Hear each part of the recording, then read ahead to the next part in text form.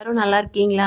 நான் பாருங்க நைட்டு புதினா சட்னி தாங்க செஞ்சிருந்தேன். அந்த புதினா சட்னி செய்யறதுக்கு இந்த லீவ்ஸ் எல்லாம் கலெக்ட் பண்ணிட்டு, அந்த ஸ்டெம்மு மட்டும் இந்த வாட்டர்ல போட்டு வச்சிருந்தேங்க. இந்த வாட்டர் பார்த்தீங்கன்னா, நம்ம வெங்காயம், தக்காளிலாம் வாஷ் பண்ண தண்ணி தாங்க. அத்தோட நானு சட்னிக்காக ரெடி பண்ணுன வெங்காயத்தோட தோலையும் அந்த தண்ணிக்குள்ளேயே போட்டு வச்சிருந்தேங்க. வெங்காய தோல்ல பார்த்தீங்கன்னா, நல்ல நியூட்ரிஷன் இருக்குது. அதனால நானு அந்த தோலையும் அந்த தண்ணிக்குள்ளேயே போட்டு வச்சிருந்தேன். அதுலயே இந்த ஸ்டெம்மையும் போட்டு வச்சிருந்தேன். நல்லா பாருங்க, நல்லா ஒரு ஸ்டெம்மெல்லாம் நல்லாவே ஹெல்த்தியாக இருக்குது. இதை வந்து மாடி தோட்டத்தில் நான் நட்டு வைக்க ஆரம்பிச்சிட்டேங்க. ஒரு விரல்னால நல்லா ஆழமாக ஒரு ஹோல்ஸ் போட்டு அதுக்குள்ளார 2, 3 அந்த மாதிரி எண்ணிக்கையில் நான் இந்த புதினாவோட ஸ்டெம்மை வந்து நட்டு வச்சுட்டேங்க.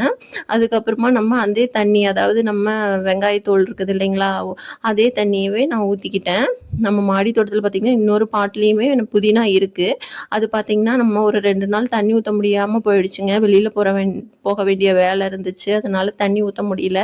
அதில் இருந்த லீவ்ஸ் எல்லாமே பாருங்கள் கொட்டி போய் வெறும் அந்த குச்சி ஸ்டெம் மட்டும்தான் இருக்குது. அங்கங்கே க்ரீனிஷாக தெரியுது இல்லைங்க. இது ரீசெண்டாக நமக்கு வந்து துளிர்த்து வந்தது தான்.